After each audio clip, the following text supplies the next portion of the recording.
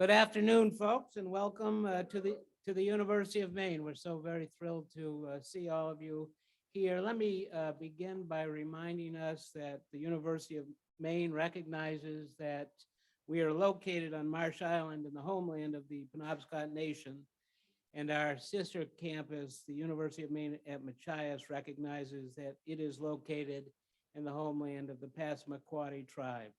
Issues of water and territorial rights and encroachment upon sacred sites are ongoing.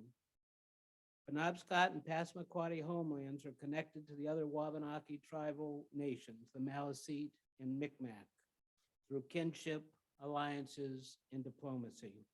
The University of Maine and the University of Maine at Machias recognize fully that the Wabanaki tribal nations are distinct, sovereign, legal, and political entities with their own powers of self-governance and self-determination. So today we are treading on sacred sites for a sacred discussion about the renaming of formerly C.C. Little Hall. Thank you for all of you coming today. This is a momentous opportunity for the University of Maine. I'm Robert Dana. I'm the Vice President for Student Life and Inclusive Excellence here in Orono and in Machias. Thank you particularly to the family of Beryl Warner Williams. And there are many of them here. I'll get a chance to say just a little bit about them as we go on. Particular thanks to Rachel Carey Williams, who has been a critical voice and a fully engaged partner in this important effort. She has served on this naming group. She has been very instrumental in today's activities. So thank you so much to Rachel. Thanks to the C.C. Little Renaming Task Force and to the Little Hall Name Task Force. Thanks to Kenda Shealy, who was chairperson of both of those efforts. And thanks very much to the Williams Hall Visualization Committee and the Williams Hall Kiosk Committee. And finally, thank you so very much to the students and the others who ignited the flames of change resulting in today's ceremony. Beryl Warner Williams was an amazing person, and she will be a persistent voice for social justice and equity through the naming of this building, the magnificent lobby that you've all seen on the way in, and the remarkable Williams Hall kiosk. Beryl Warner Williams was a Bangor native. She earned both of her bachelor's and master's degrees in mathematics in 1935 and 1940 here at the university, and she became a university leader at Morgan State University. Sadly, after receiving her master's degree, she was barred from teaching in Maine because of her skin color. As a citizen and as a person, she looked at horror in the eye and proceeded to greatness. As a contingency of fate, however, she met her future husband at Claflin College, and they had a son. And now this amazing family laid out before me and in front of all of you. Beryl Warner Williams was a thinker and a doer. She was a musician, a textile artist, a champion of Black history, a historian. She was a champion of desegregation, public education, mutual aid, a current concern at the University of Maine, and the dignity of aging. And that history and more is why we are here today. We are committed to anti-racism and to the undoing of injustices perpetrated today and yesterday, long ago. C.C. Little was a eugenicist, a racist, and racism and exclusion have no home here. A building name doesn't change history. It doesn't cause the world to change, but it does provide an opportunity for learning about our past and the purpose, the true purpose of a university. A building name educates our community and succeeding generations about history and about our values, and values that are held dearly in society. A building name signals that our understanding of the past changes over time. Awareness and values-based commitments lead to meaningful engagement. And that meaningful engagement with the past, as in this case, righting the wrongs of society, of a person, must be replaced by what is right and what is just. To this end, President Joan Farini Mundy convened several groups with the explicit understanding there was no deterring from the meaning of her expectation, that history, the present, and the future demand the clear eyes, the clear lens of justice and equity. She commended us to this change process, and we are at this moment right now. So to that end, let us begin. I'm very, very pleased to invite Eve Elizabeth Williams, granddaughter of Beryl Warner Williams, to come and join me at the podium.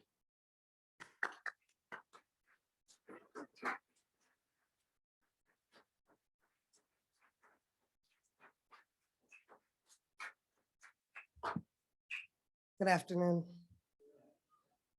When I think of my grandmother, I think of two poems.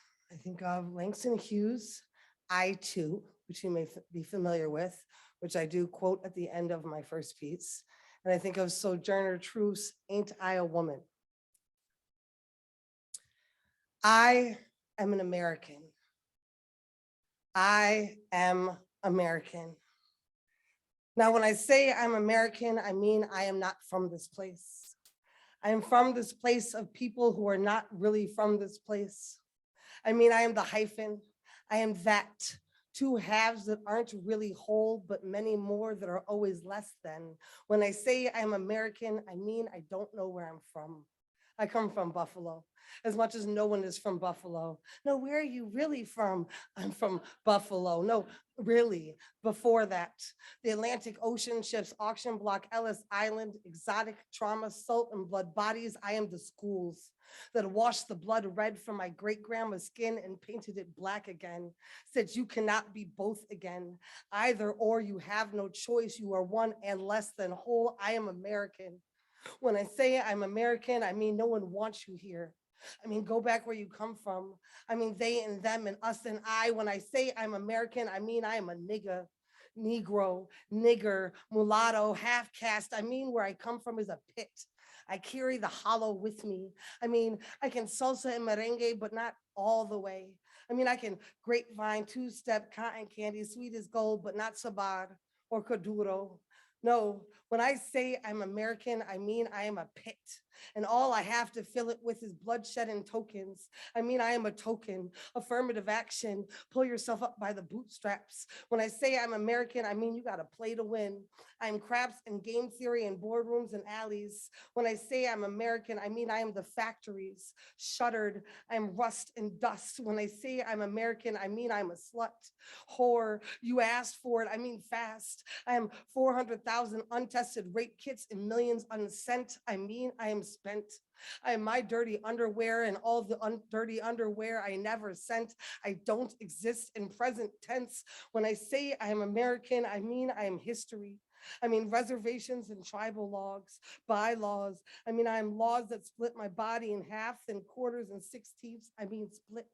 I mean, my body is a million pieces and just one drop.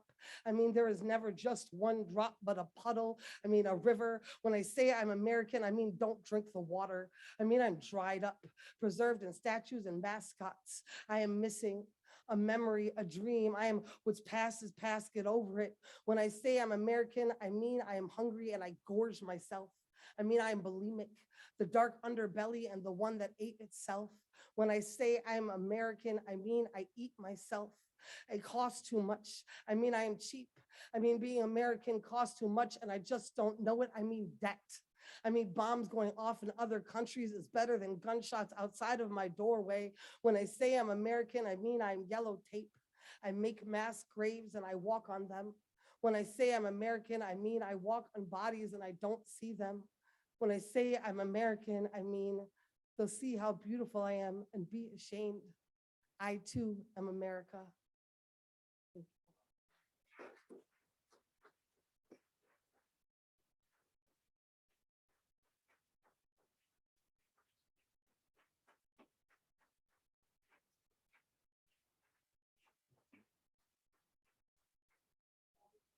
Thank you. Dear America, you are my mother. I know not the words to your anthem, but your song. Of it, I am the lie, the truth you can only find in the inhale heavy. I hear it when I sleep, wake in the morning. It haunts me like morning bells of all those who came before, taunting and never says, I'm sorry. America, you made me an apology and tell me that I must forgive you. And yet you are guilty of nothing. Tell me it is all my fault. I owe you. I am a debt and you owe so much of it. Me, I should be grateful for all that you gave. The spoils of your stolen wealth I never did ask for. No, you did not rape me, mommy, but created the conditions for it and then called me a whore. Talking about it hurts you more than me, crying, always crying, begging me to save you, threatening to die, but you are killing yourselves, mommy, and I can't save you.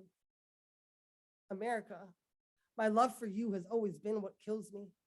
I cannot forgive and forget, and you are so good at forgetting you are when it serves you. And I do try to, but there's always that nagging still in my feet, the soil beneath my toenails in the same sea I was born of, that long memory, yours and theirs, salt and blood, torn open thighs, but I did not ask to be born. Brought forth of your forgotten wounds, a scar, scab to pick at. You tell me I am the knife, but did you not weld me as soon as you'd wield the cuts you made? You said I did that, America. But did you not give me these hands, but tie them also with pride and dignity, respect, you say. I am your mother, as if mothers don't drown their own children and claim to be drowned by them. As if you didn't fertilize this soil with the remnants of my sisters, brothers, fathers, mothers before, and then beg me to wash your hands of them. But you stink, America, as do I. I of you, mommy, my country, my home, I have left. Fled your borders only to have you follow me, only to find I carry you with me in. I can't rid myself of the stench, drain this blood. I tried to give up your flag, hang it upside down, but I am hung by it. My feet roots I tried to burn, but I am burned by it, set aflame. No, I have left, but I can't leave. You hold everything I hold dear, hostage. I am and you are rotting this house I was born in, standstill, crumbling from the foundation. You are dying and I am not happy, mommy. For as much as I have wet my tongue with dreams of reparation, I do not want you to die. Your daughter, I am still your daughter. Still, I want you to be saved. Still, I want you to pay. Still, I want you to heal. America, mommy, I don't want you to die today.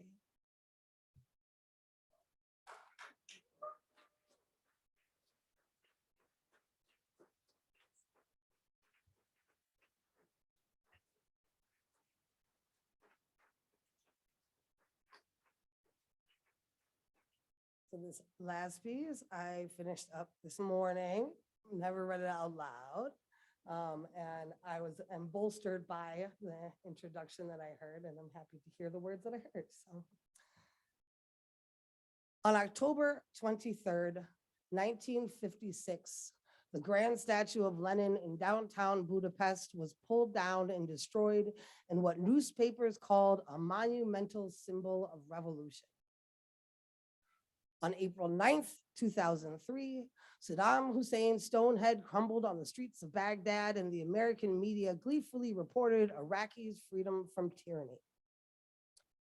In 2015, Bree Newsom climbed the South Carolina State House flagpole and tore down the Confederate flag that had been flying not far from where Dylann Roof murdered 9 Black churchgoers in Charleston, and she was charged with defacing property. And what else would you expect? I mean, of course she was. This country loves to demonize the Nazis, but fails to acknowledge how it was our eugenic society that trained them. We assail the Holocaust, but ask not the cost of our discovery. This government never apologized for the enslavement of Africans, never paid reparations, never said, we are sorry, we were wrong. It demands our pride, our patriotism. After the murder of George Floyd sparked the largest protest movement in this country's history, symbols of white terror and supremacy like that old General Robert E. Lee were destroyed, but instead of political support, thousands were arrested, and from the left, you heard cries appealing for history. I mean, can you imagine? There are no statues of Hitler standing in Germany. Ladies of ye old right clutching their swastika pearls, terrified we might forget their history. Our history, we will never forget, for this history is living. We live its brutality until the grave, and then our ancestors cry it from the soil. 90% of the Confederate monuments were erected decades after the war. Let's at least be honest about what we are nostalgic for. History is written by the victor and white supremacy is ours. No, how could you expect Berlin to heal from Nazism when its institutions still honored them? How can the children of women whose wombs were removed from them walk through halls named after men who held the scalpel to them? Because that's what UMaine did when it named this building Little, 2 decades after my grandmother's doctor made us victim of his accomplishments.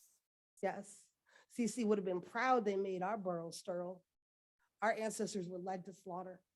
And I don't expect you to know what happened to my grandmother, but I will not let you forget, and we demand that you do better. In Germany, they required civil servants to look at images of liberated concentration camps and massacres before they could return to office. After apartheid, the Truth and Justice Commission oversaw community meetings and wealth redistribution. Rwanda didn't just up and declare itself healed just because Kagame became president. Grassroots reconciliation empowered victims with self-driven justice and restoration. So no, removing a statue doesn't erase the wealth gap. Changing the name must be just the beginning, for it allows you to believe yourselves good, believe yourselves liberal, non-racist white folk without asking why it took you so long to say racism and genocide is a bad thing, just to rename a thing. I once heard racism described as a moving walkway, and all y'all white people are on it. You have a choice. You can either actively walk or even run along with it, virulently despiteful in your blatant hatred, or you can just stand and ride, reaping the benefits, complicit in its system and structures, declare I'm good and feel good about it, or you can actively fight, turn around and walk against it. You have a choice. You have no choice. You make it every day. So UMaine must ask, where do we stand? You must ask, where do I stand? When asked why she did it, Bree Newsom said, because I am free. Because I am free. So how will you make monument to our Black freedom? For this must just be the beginning. Thank you.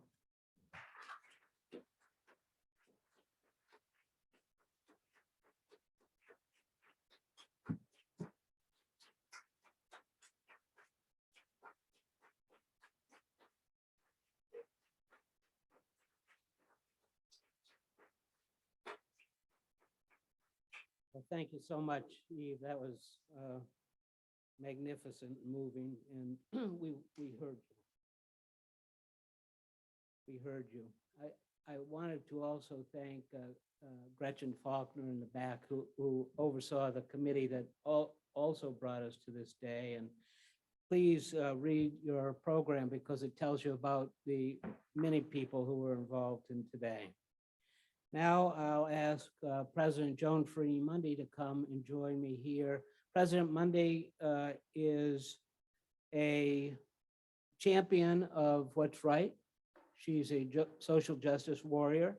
She has, since her time here at the University of Maine, impressed me, and I know many, many other people, with her commitment to viewing the world in a different way, to viewing the world through the lens of social justice and equity.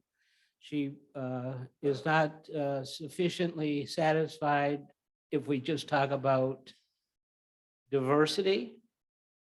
She's not sufficiently satisfied if we just talk about equity. She's not sufficiently satisfied if we just talk about justice. She recognizes that it is an amalgam, and to move a university like this, one that must be moved, we need her fighting for us. So President Freeney Mundy.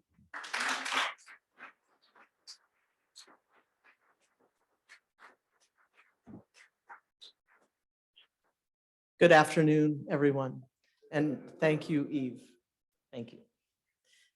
Today we gather to honor the life and legacy of an inspirational University of Maine alumna who had a distinguished career in education and as an active civic leader, Bangor native Beryl Warner Williams. Hasn't this slideshow been fantastic? What a chance to get a feeling for Beryl and her life. Thank you to all who put that together. We are also honored to have so many of Beryl's family members with us here today, including her son, Dr. Scott Williams, her grandchildren and their families. Thank you for being here, everybody.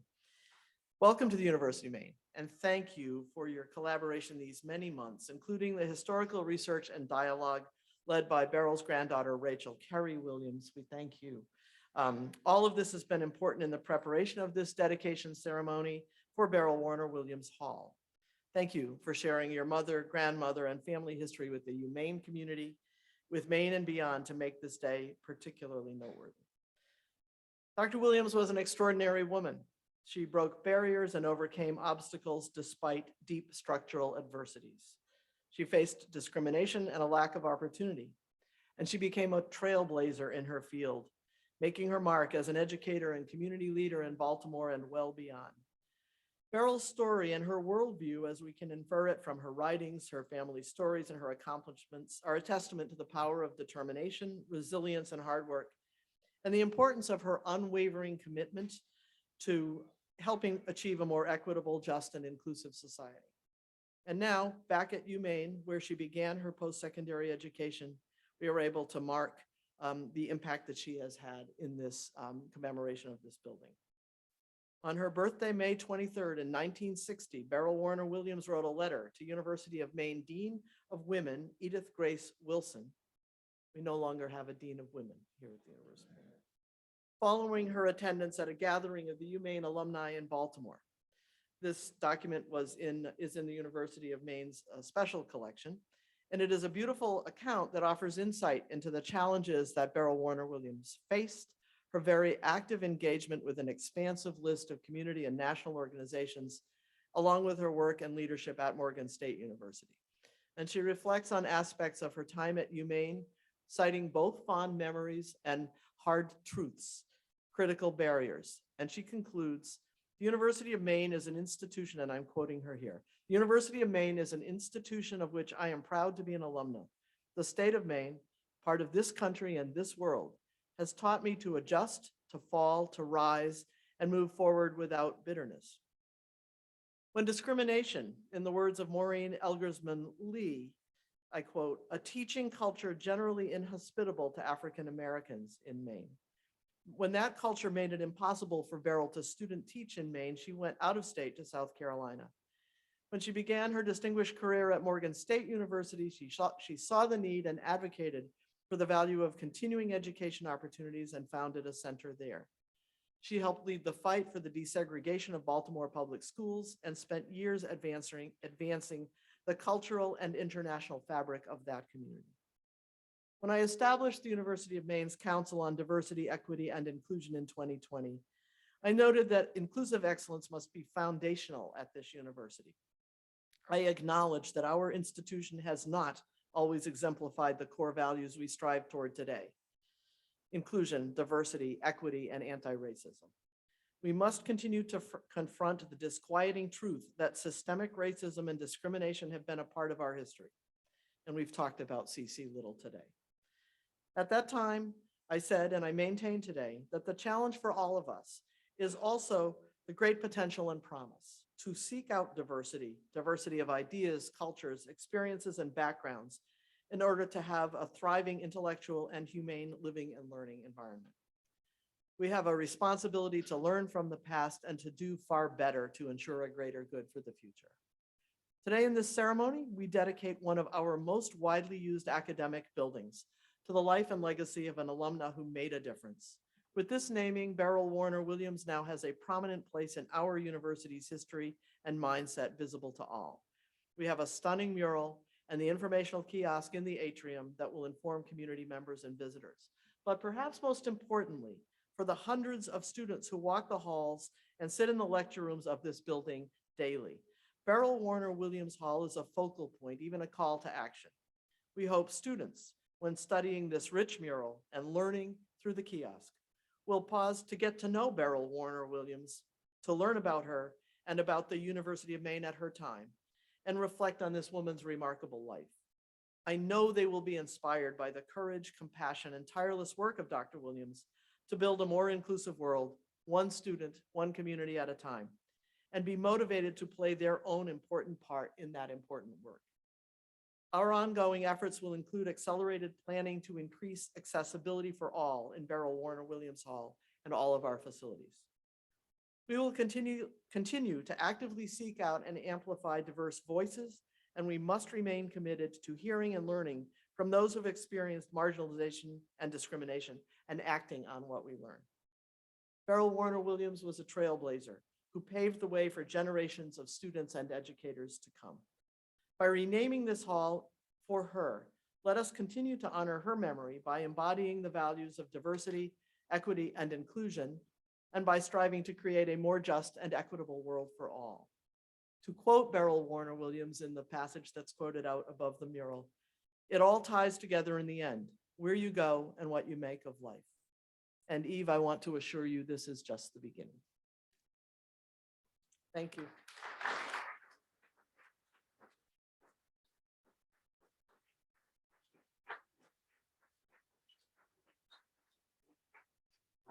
Thank you very much, President Free-Monday. I did want to call out just a couple of people. I mentioned Rachel, but when Rachel couldn't be here, Lauren Babb was the eyes and ears of the family, and we should thank her very much because she had a very present focus. So thank you.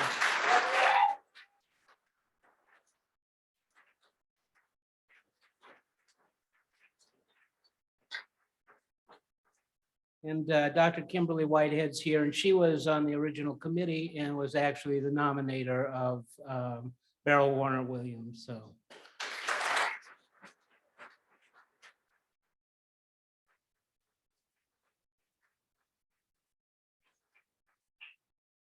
So thank you very much. Now it's my pleasure to bring Scott Warner Williams. I love the bio in this program. He's a blacksmith, a publisher, a poet, and an author, and he's a magnificent mathematician to boot. So Scott.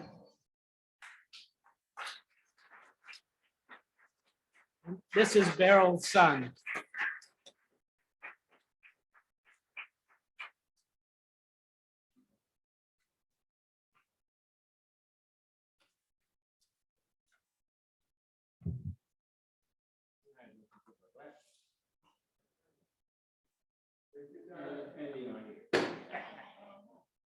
I don't know where it was, but all right. I think I can read my phone anyway. At my age, I have to read the phone. All right, how do I get this thing to turn the right way? Goodness. Well, we'll try it this way. Oh, it works. Okay. I mean, I can use cheaters or my real glasses either way. All right, so thing here called living with mom. Living with Beryl, my mother, as dad was in World War II, I was born in a naval hospital in New York City.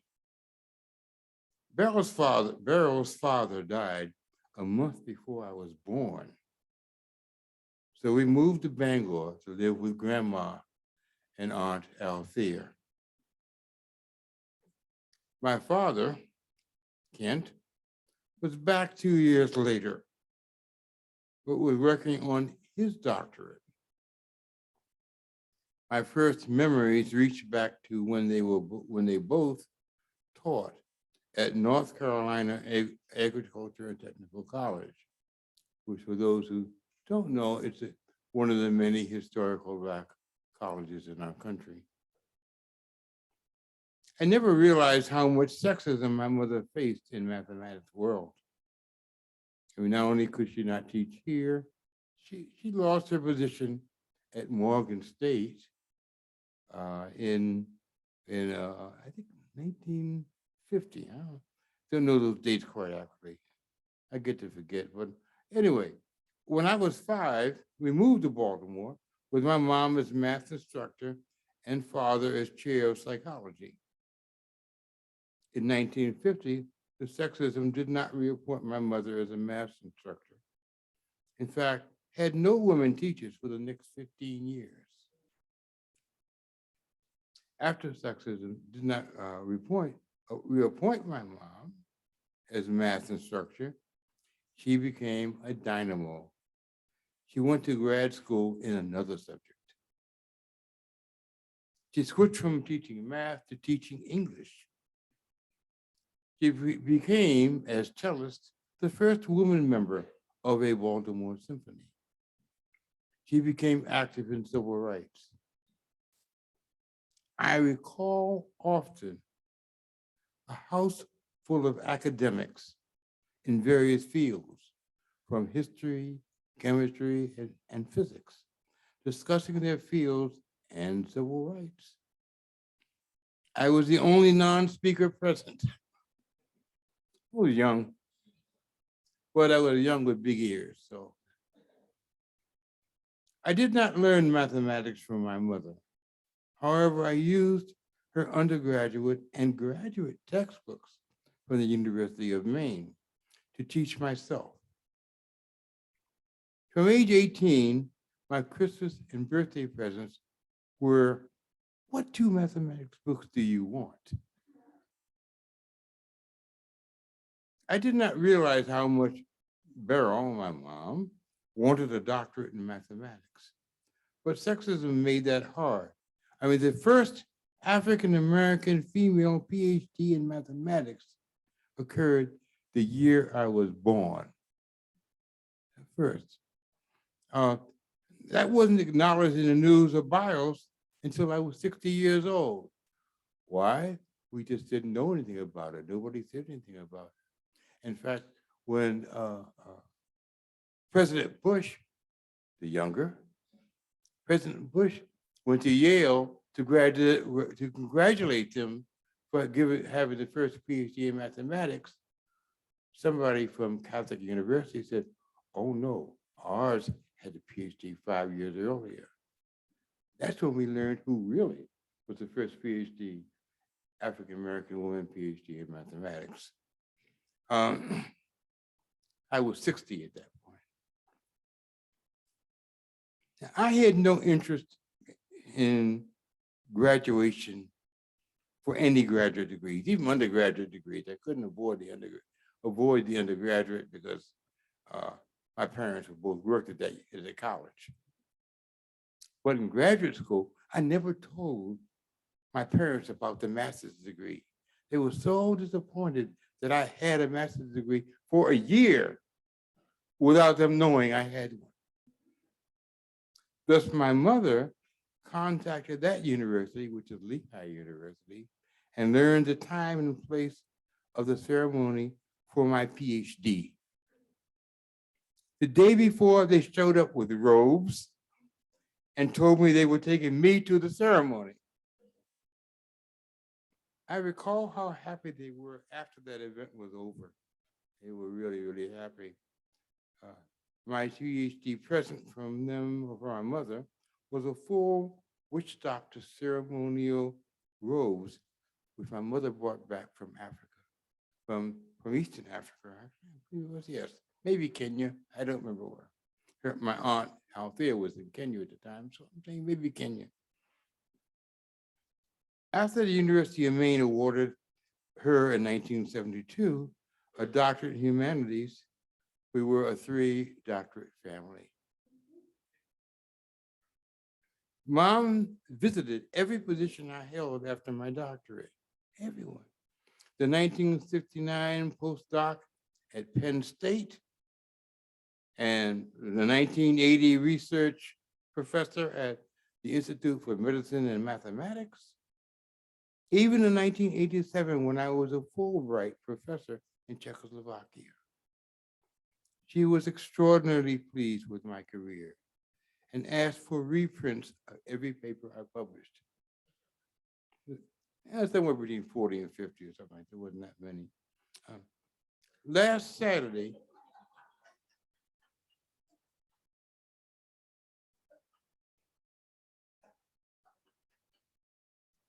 that's my good friend Leon Woodson over there, who knew my mother as well. Last Saturday, I turned 80. When my mother was 80, she learned to play the bassoon. I was proud. Thank you.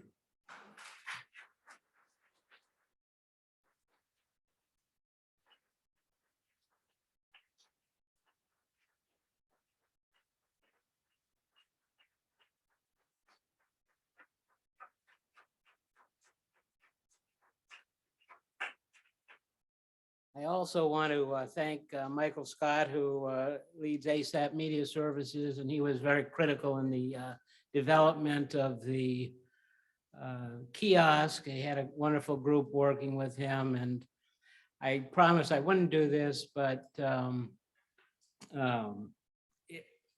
name a few more people as we continue on, but Lisa Newman was also when Lauren couldn't be the eyes and ears, Lisa was. So thank you to Lisa back there.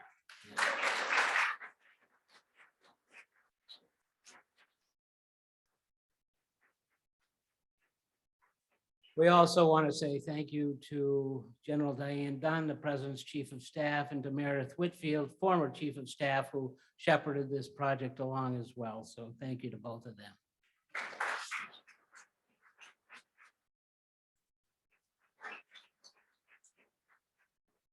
Now I'd like Nancy Diamond, our friend, a long-time friend of the University of Maine, a wonderful Bangorite and a person we all know and love. So Nancy, please join me at the podium.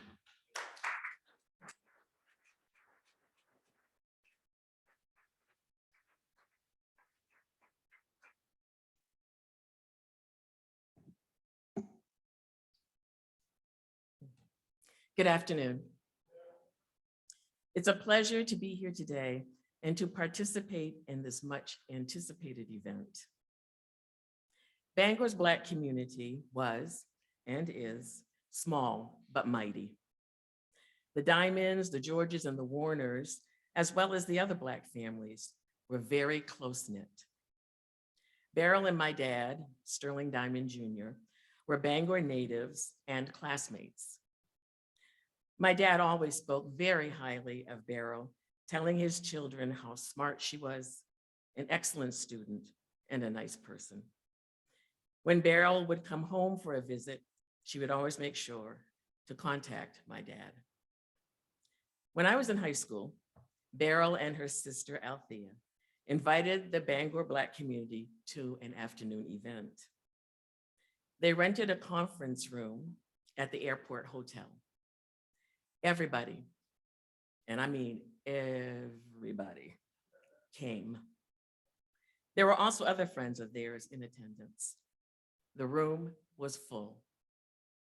Beryl and Althea presented a slideshow about their recent trip to the continent of Africa.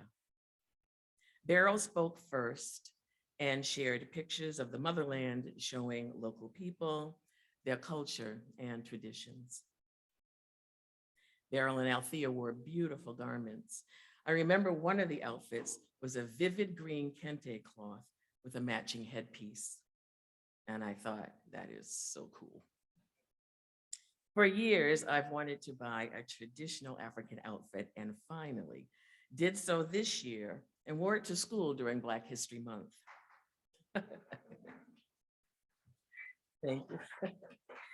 The students loved my outfit and asked a lot of questions, which was a good thing. The Warner sisters made a lasting impression upon me. Former newscaster Tom Brokaw called the men and women of Barrow's growing up years the greatest generation. I agree. Especially Black Americans who fought against fascism overseas to then return home to fight racism here.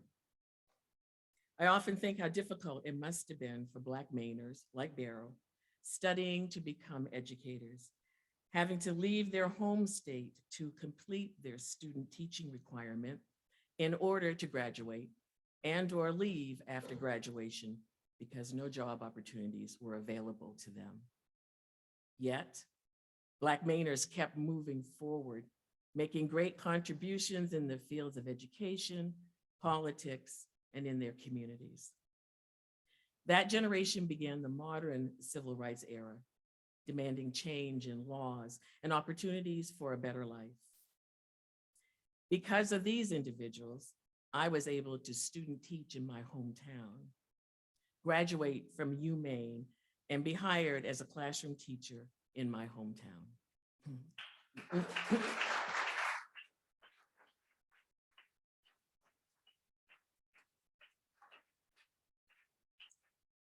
I'm grateful for their sacrifice, of all those who went before me, and continue to be in awe of their strength and tenacity.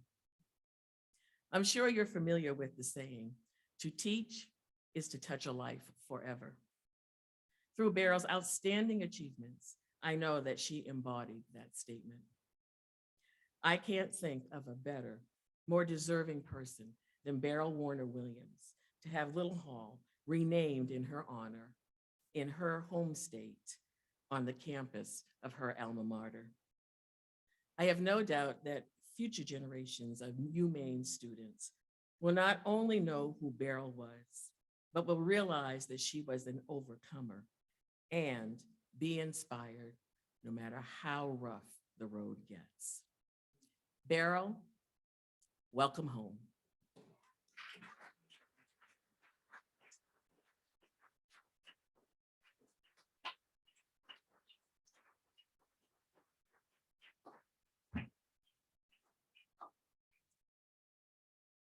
Next, I'd like to ask Dr. Leon C. Woodson to join me at the podium. He's a professor of mathematics at Morgan State and a great humorist. He's was sitting with a bunch of mathematicians over there, the president and Scott, and he was able to come up with a joke that defied any of my understanding. So I know he's good.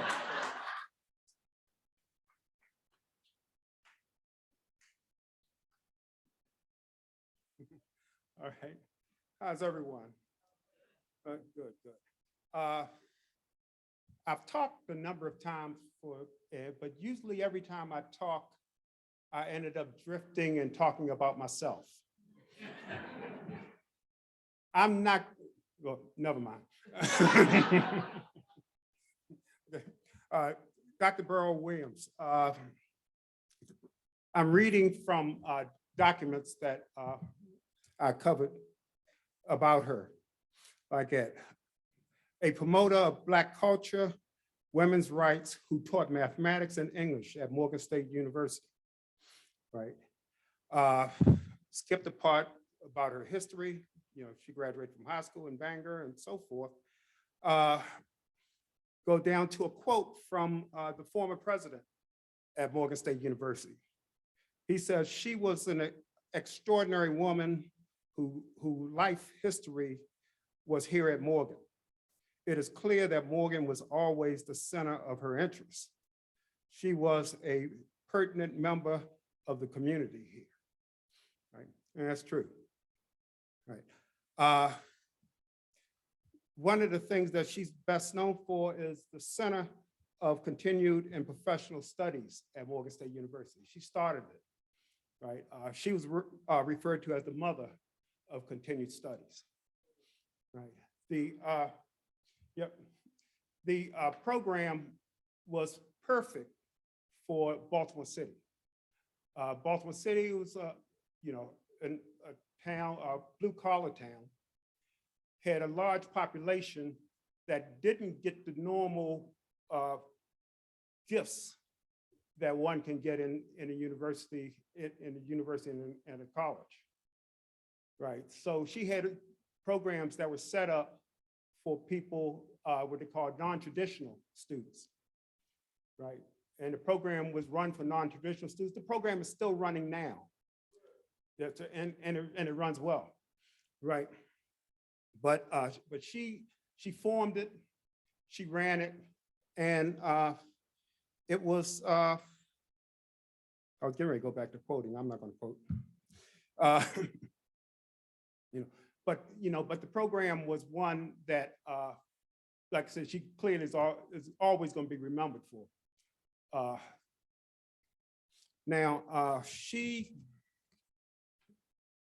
let's see. I'm back on the continue. Another quote from the former president says she was always said that continuing education was of great and lasting value to the university. And as the workforce changed, there would be a need for people to retool their skills. The dean of the school at the time, Dr.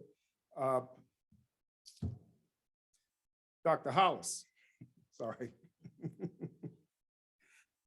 says she really was the mother of continued education. And she directed its growth through the formative years. Right, she was described as a very fine person and one of the most devoted colleagues I've ever seen on campus. That again, quoting Dean Hollis. Right. Now, I did that. So, you needed enlightenment. Yeah. So now, okay. Yeah. Now I was at Morgan as an undergraduate student. Don't laugh, I heard that. And I taught there for 27 years. Right, so most of my adult life was at Morgan State. Right, of course, Dean Hollis and Dr. Williams would tell me to shut up if I were to say that out loud. You know, even though it's true, most of my adult life was at Morgan State. And it would be true that they would tell me to shut up. Right? You know, now what also included in that, and this picture ended up going up, is she has a scholarship fund named after her at Morgan State for the continuing education program. Right, and it's been active. The picture was up earlier. Right. Now, she didn't just do her thing at Morgan State. She was involved in the city. Some people may know she was vice president of the city school board, right, for a decade. Right. At the time when she came in, it was a period of turmoil. Some of you may know in some of the southern states, Brown versus Board of Education was let's talk about it. You know, and so there was movements to talk about it. And a number of places, Baltimore being one, talked about it for about 10 years. You know, and that wasn't an unusual number. That was common all over the place. You know, I couldn't bore you with a lot of stories about that. But the school board was in turmoil when she took over. And when she took over, she fixed a lot of things for those decades. There were things that she fixed that was fixed after, you know, before I was involved with the school system, before I was a student. And I didn't understand what had happened before. I thought, hey, things are really pretty good. Things are at least better, pretty good. I'm stretching that, I'm sorry. I looked at you, yeah, I'm stretching that. Things were better. But I didn't realize how bad things were until, she came there and she was active there. Going with another quote, lifelong public servant, she played a major role in the desegregation of the Baltimore City school system as a member and officer of the school board. Right. Now, she did not limit her activities to just academia, and some people know that. I'm going to go through the list of the organizations that she was involved with. She was involved with the Baltimore Urban League, the National Association of the Advancement of Colored People, Civilians for Black History, Morgan State University's Women,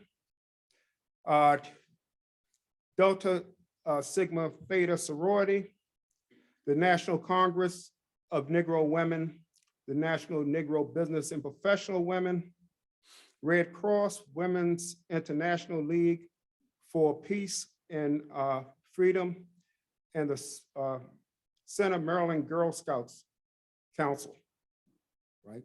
So she did a couple of things for women.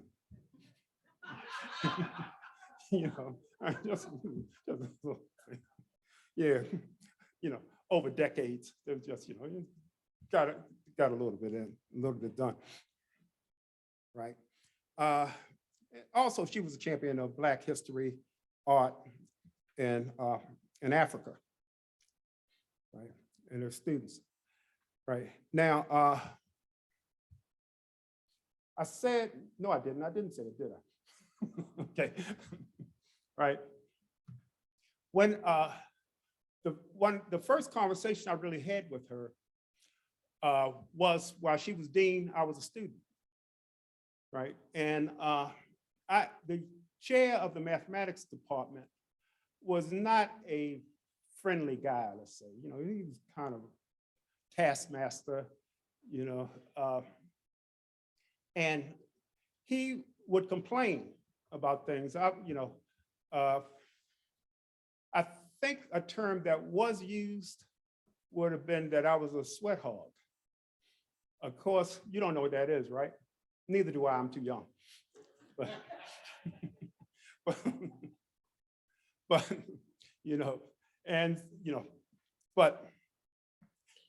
he and I didn't get along well at all.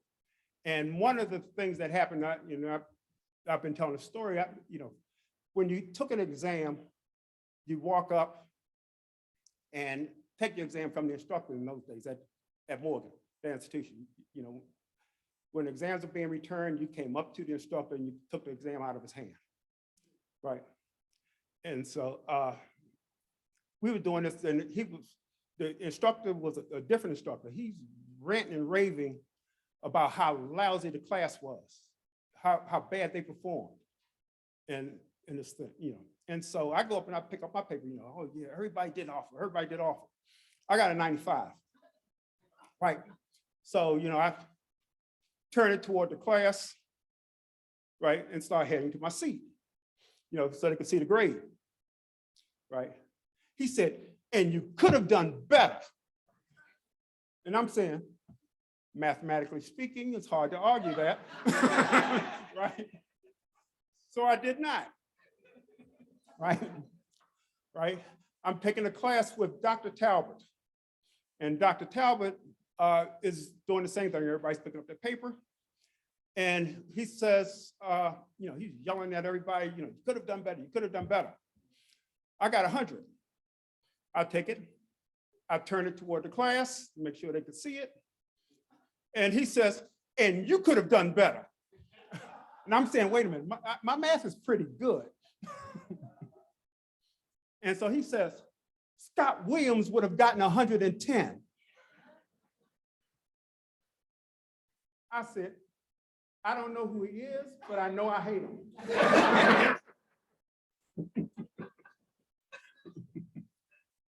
You know, and maybe 10 years later, I told Scott the story and he laughed and he said, yeah, I got 110. You know, but because I was having, I'm getting back to where I should be. The department felt that I needed to talk to somebody because I was really not getting along with Dr. Talbot at all. So they scheduled me to meet with Dean Williams. And I sat with her and she talked to me and she talked about African-American mathematicians and which I knew nothing about at the time. I did not know that there was anything going on. All I know was I'm taking my classes, not doing well enough. So that was my first introduction to her. She said, and she told me all this information, gave me all this information. When I came back to work at Morgan, she, excuse me, sorry. She was with the women of Morgan table. They, and they greeted all the new faculty members, which was really cool. That's the only school I ever seen do that. But, it was a really nice thing, this outreach, they had, a couple other organizations, not just the Women in Math, and they were there greeting the new faculty members and talking to them.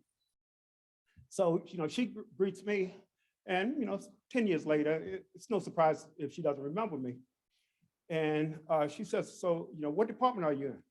I said, mathematics. And she jumps out of the chair and runs around and says, do you know my son, Scott Williams? I said, can I tell her that I hate him? I think maybe I can't. I can't do that. But now Dr. Talbot, who I was talking about earlier, he was one of the people who formed the organization, the National Association of Mathematicians. There was, I think it was about 15, 16 that got together to form that group. I worked with the National Association of Mathematicians for about 30 years. 25 years, I was the executive secretary for the organization. One of the other ones, I can't remember his name. There was somebody from Morgan that also was one of those that helped form the organization. You can't think of the name? I can think. It taught me Talbot and yeah. You were the other. Right. Right. They formed the organization.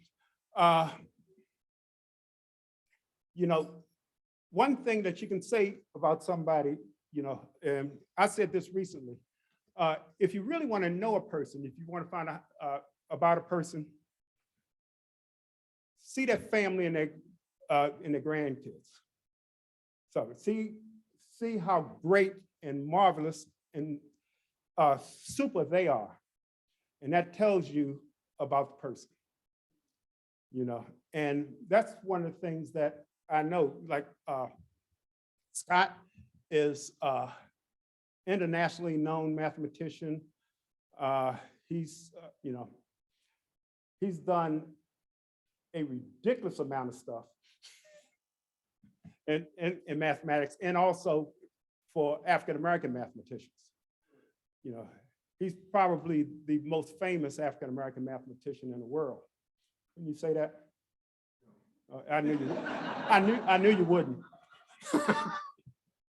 Right now, I just want to I reminded him of this story. This happened a few years ago. I just reminded while we were sitting there, and I'm going to mention it again. Like we both went to Morgan, but we also both went to Baltimore City College, and that's the high school. Yeah, it was Baltimore City College High School. That's what they call it now. So people don't get confused. I'm serious. We were offended by that. But I've given talks and we talk about first. A lot of things, this was the first that did this first, and we would go through all this list of firsts And there are a lot of them, that would happen. And a lot of them that Scott has categorized. He has, on his website, found out a lot of these, right? And so I was talking and I said, we talk about first. I said, I'm the first African-American to graduate from Baltimore City College to get a PhD in math. And Scott goes, and so I say, I'm the greatest mathematician to graduate from, and Scott goes,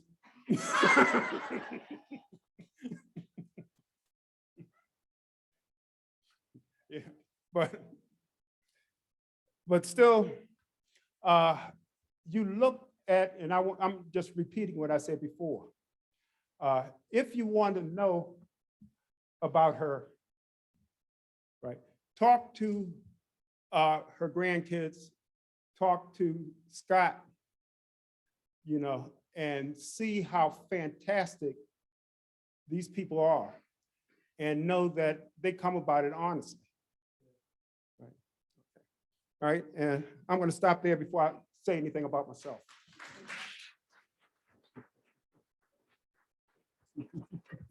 That's it. Okay.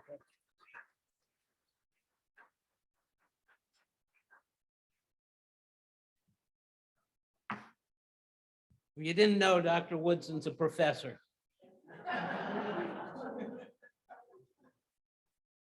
And now it's a privilege to bring Rachel Carey Williams, granddaughter of Beryl Warner Williams, to the podium with me. And as I pointed out, Rachel has been a integral part of this entire enterprise. And we're very, very thankful for your voice.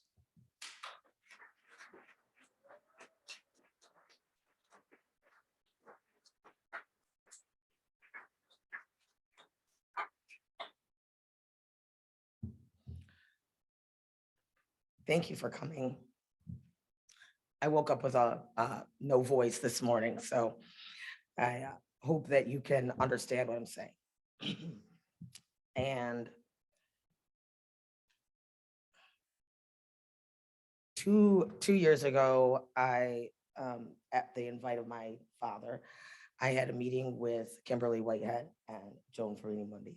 And as a result of that meeting, I found myself working online, not in person, with several people from UMaine in order to honor my grandmother's legacy.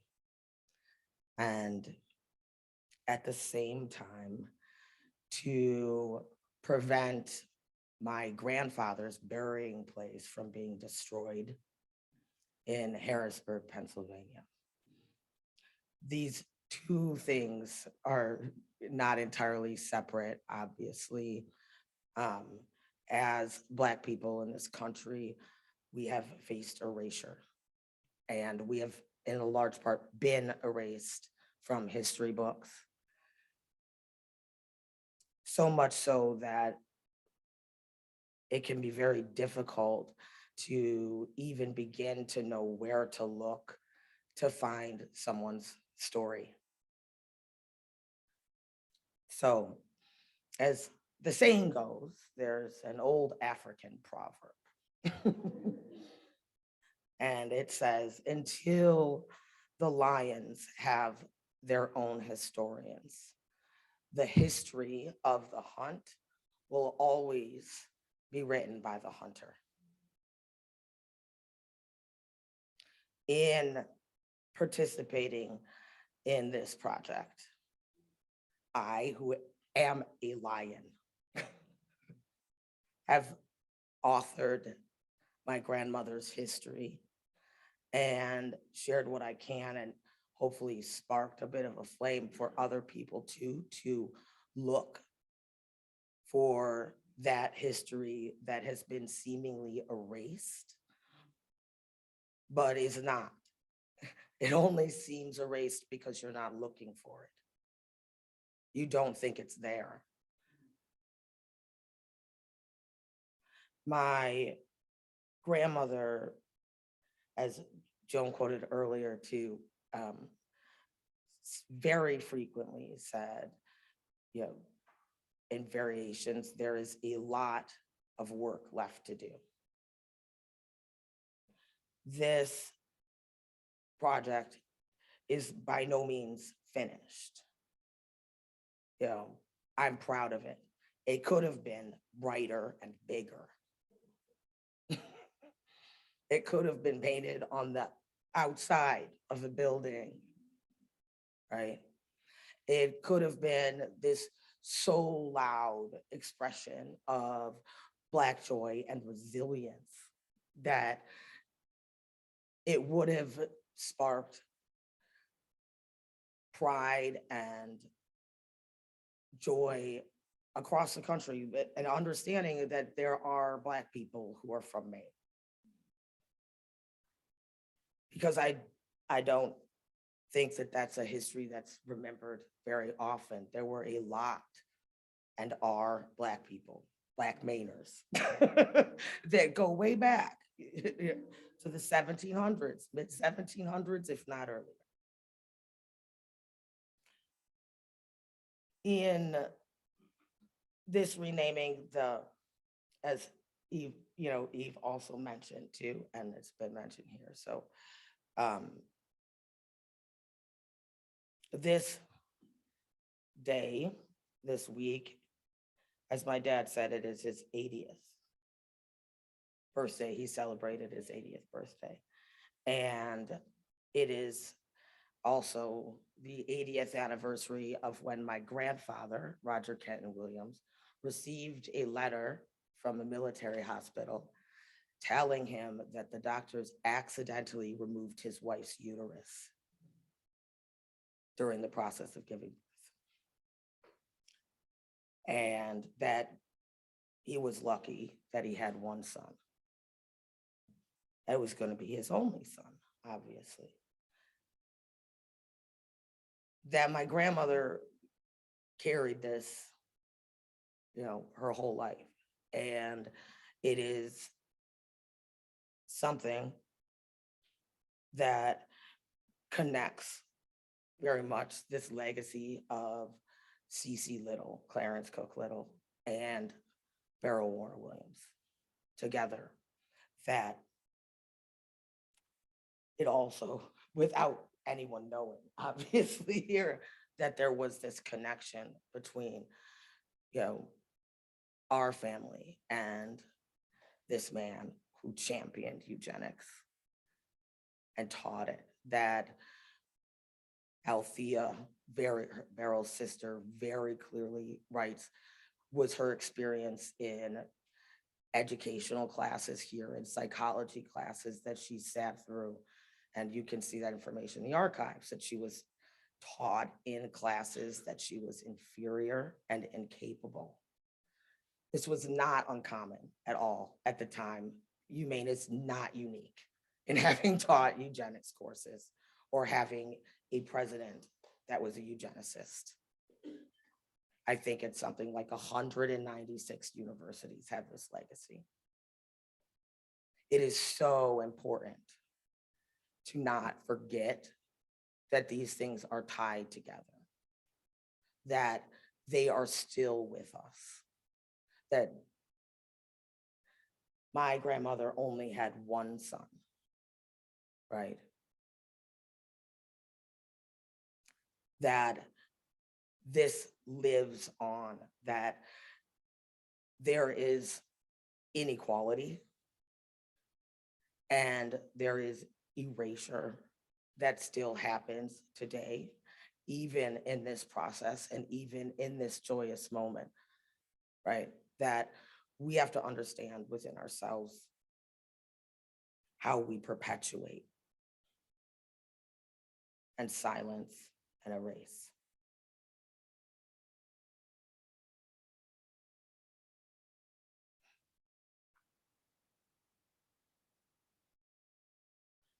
I know that my grandmother is very proud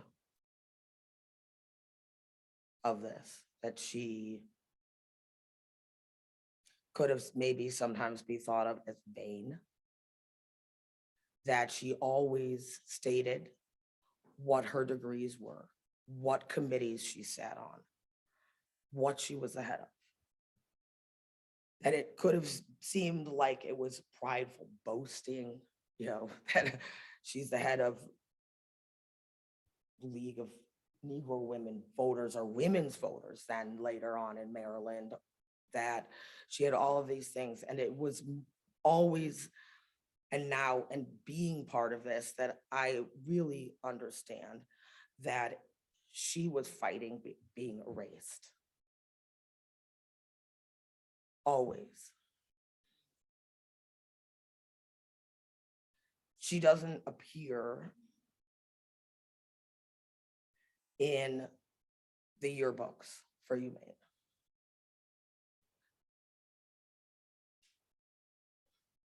Except maybe there's one. Is there one picture of her? One.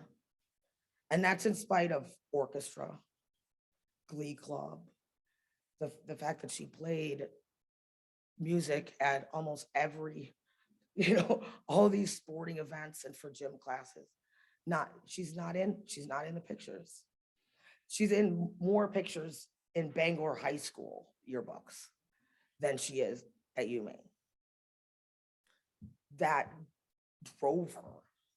She mailed in clippings of accomplishments. I met with an archivist yesterday, and he was like, this is a surprisingly large file that we have on Beryl. And I'm looking at each clipping, and her handwriting is on it. For my file. You will not forget me. Yes.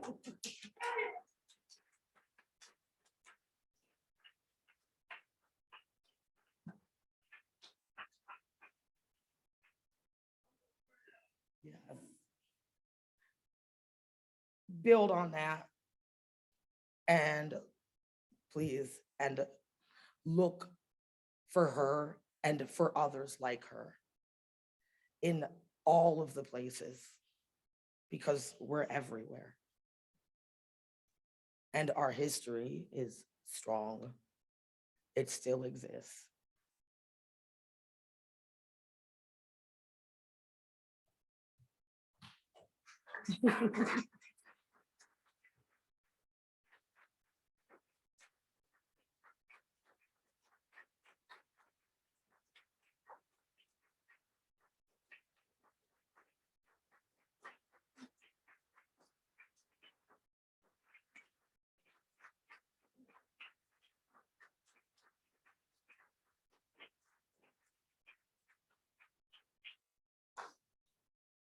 I don't often speak for the president, but I'll speak for both she and myself.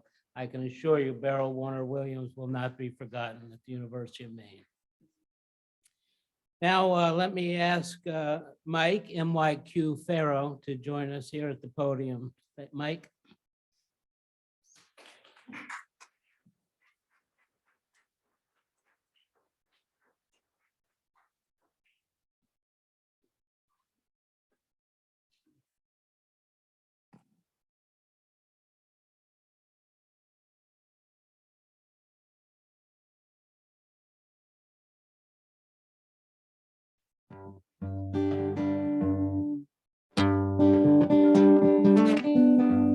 All right, so it's my, I guess, responsibility to talk about the future.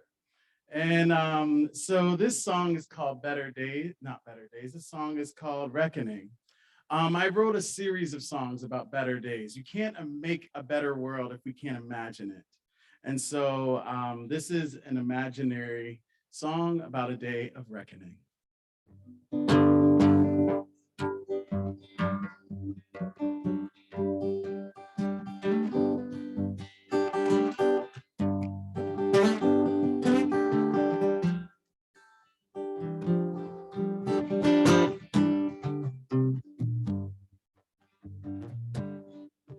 Your day will come before you know it.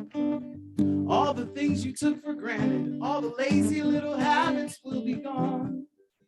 Oh, one day your day will come. It's like the sun in the heavens shining, shining rays across the ocean. Tells us day is over, day is done. Oh, one day your day will come. And they will burn in effigy every Elvis record and CD and dance in circles merrily around the fire. And they will sing in joy and praise about the ways we overcame, laughing loud and smoking haze around the fire. Your day will come. It's gonna be a reckoning.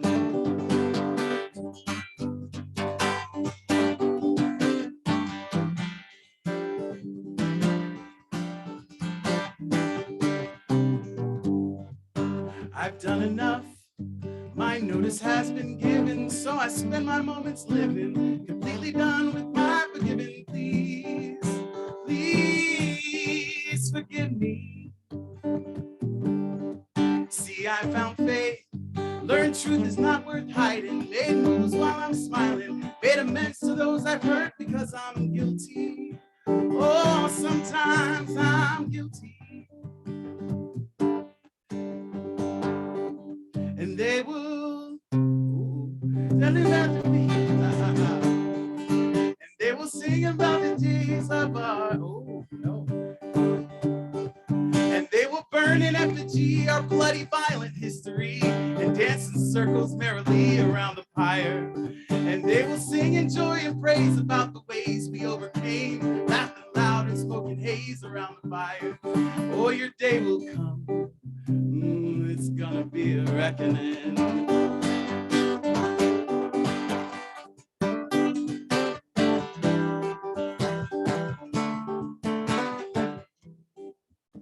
I can't be canceled because I already am. And I'm tired of living my life as a man. And I'm sick of keeping my head in the sand. Can't wait till it's over. Oh, I can't wait till white supremacy in all its forms are over.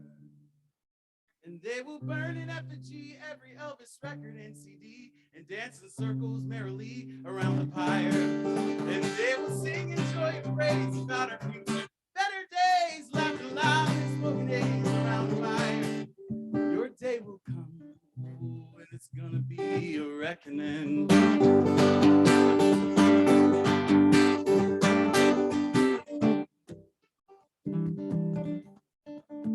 It's gonna be a reckoning.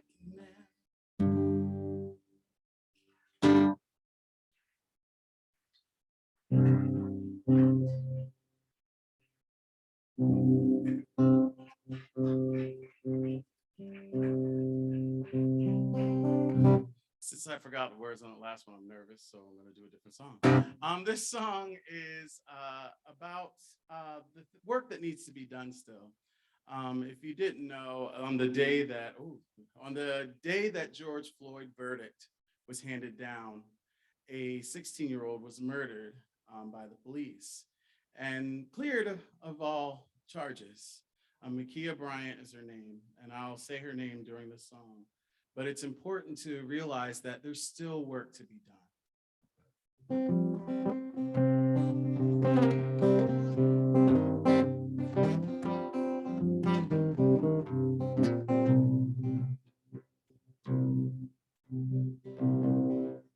I know a low down dirty liar when I see one, 'cause I was one, that was me. I heard a preacher sing a lie straight to the choir. He said that God would expand your property. Oh, the preacher on the TV said, get rich living, get rich dying, get rich loving, get rich trying. Do what you gotta do what you need, do what you must to get free.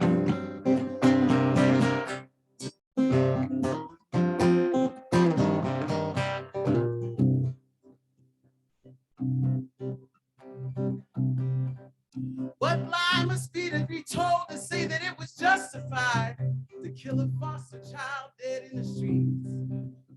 Ma'Khia Bryant was her name. Her death is our collective shame. Without a soul to blame, how can it be?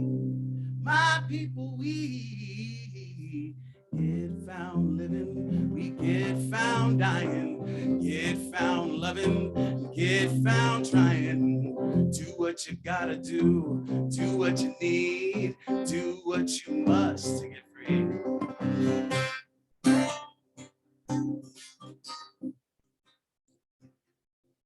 You can lie to yourself and everybody else, oh, but that won't get past me. I cannot help you with your self-doubt. I can't take away your apathy. So I say, get joy living and get joy dying, get joy loving, get joy trying. Do what you gotta do what you need, do what you must to get free. I say, get love living, get love dying, get love loving and get love trying. Do what you gotta do what you need, do what you must by any means necessary, do what you must to get free.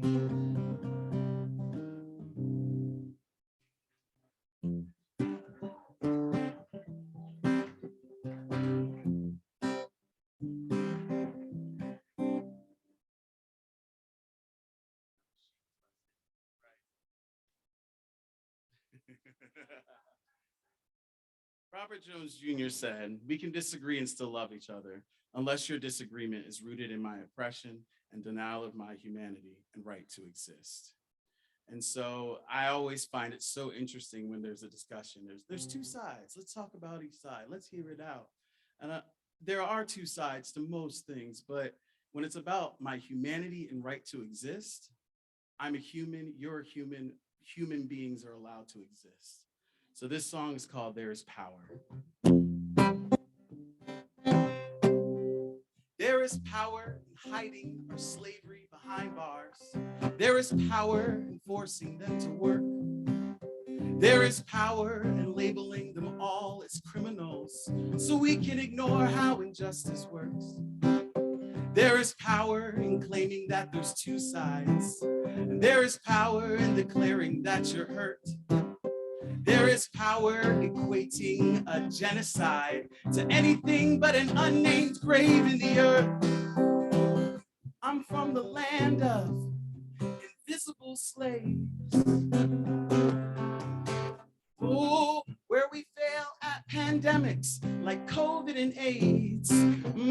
Oh, where my friends are working 3 jobs just to get paid. But who am I to complain? There is power when we talk about our salary. There is power when we discuss our wages. There is power in telling the boss we're finished until the day that he can pay us. There is power in claiming your own body. Oh, there is power when they move, we say no. There is power in all of our chosen families and the fists that we will undoubtedly throw. Oh, I'm from the land of overturned graves. Oh, where we fail at forgiveness and also at praise.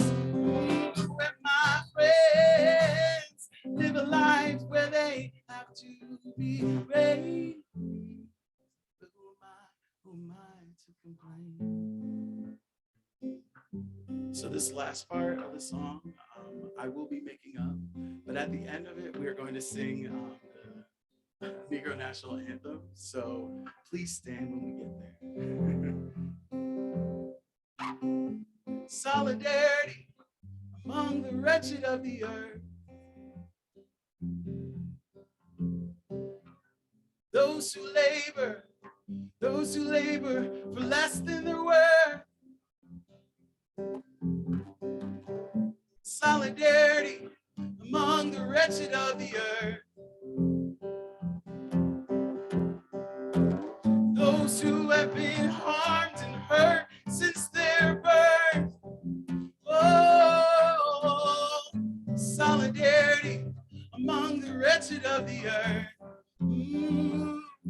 Oh, to all the adjunct professors that can't pay their rent when it's due. Oh,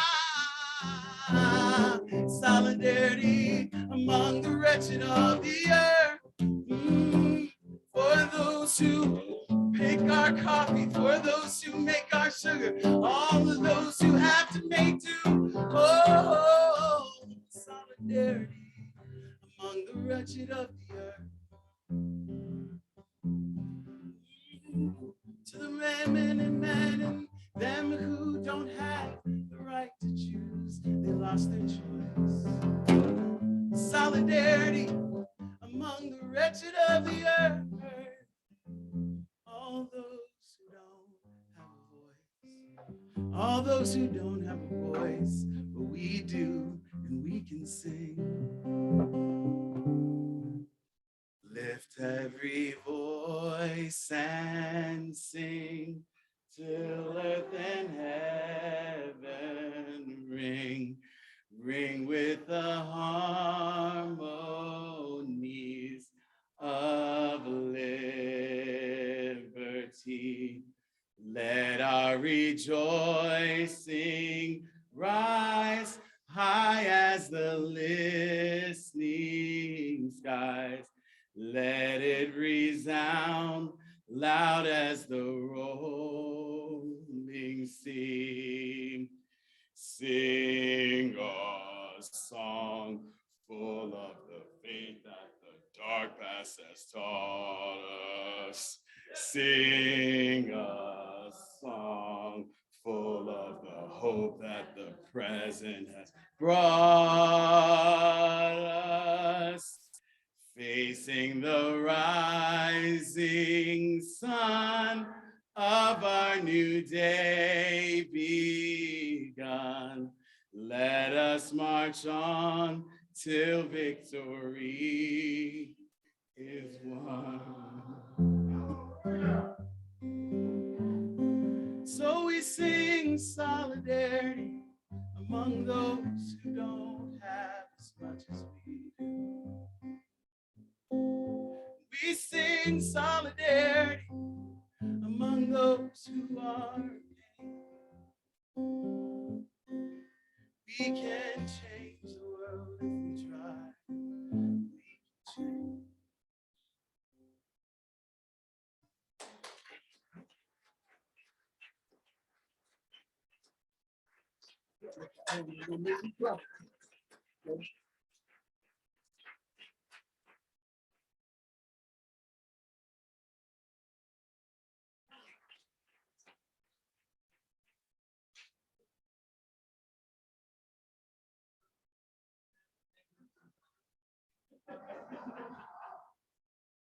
Well, a lot of tears down here, and that was absolutely magnificent.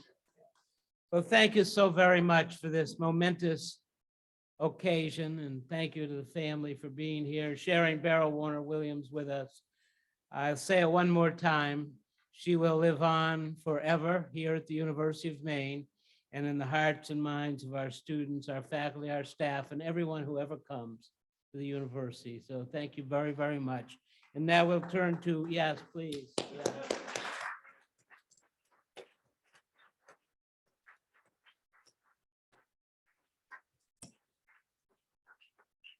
And this concludes our ceremony. We'll turn now to Louis Goncalves de Silva playing the cello and Holden Zuras playing the guitar. Thank you very much to our All Maine women ushers, and thank you, thank you, thank you.